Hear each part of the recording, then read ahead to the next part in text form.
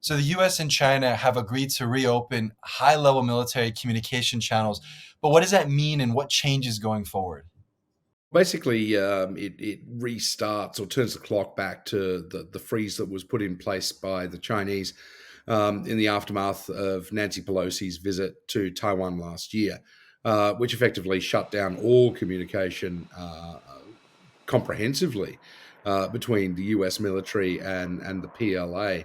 So, I mean, it looks like from what we're seeing about some of the things that have been restarted very quietly in the background is that there'll be the ability of the chairman of the Joint Chiefs to talk to his opposite number in the PLA, that there'll be some discussion about China's nuclear stockpile and a degree of transparency. Um, and some sort of crisis reduction mechanisms like potentially a hotline. It seemed that she was open to that. There should be some kind of system whereby Biden and she could call one another to diffuse tensions.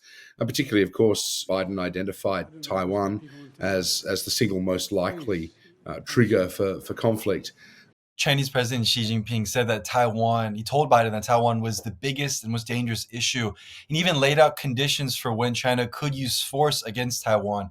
And one of the conditions was that the US was continuing to sell Taiwan arms.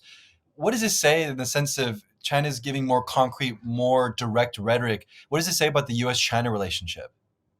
Well, I mean, I think that there is a desire on both sides. I'm not quite sure how robust that is on the Chinese side, but it certainly seems fairly sincere on the American side to, if not reset the relationship, then at least put it to some kind of peaceful coexistence while acknowledging that competition is something that's going to be part and parcel of the relationship between the two, and that's increasingly looking path dependent. I think the Chinese saying that the US continuing to sell arms to Taiwan is a condition by which it might use force is nothing really particularly new, and nothing particularly surprising, and probably best ignored, because it's hardly something that I think Beijing would want to go to war with Taiwan over. Looking at APEC as a whole, specifically this US China meeting, did this meeting achieve anything, and where do we stand going forward? Oh, look, I think it had fairly low expectations and marginally exceeded them, particularly with the notion of a hotline.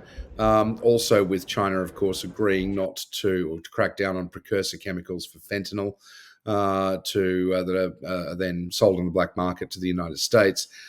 That's nothing new as well. Xi Jinping agreed to that with Donald Trump in 2019, and promptly nothing happened.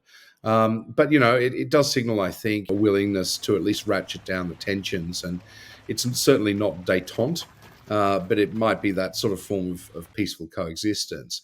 But it doesn't mean that the two won't continue to compete.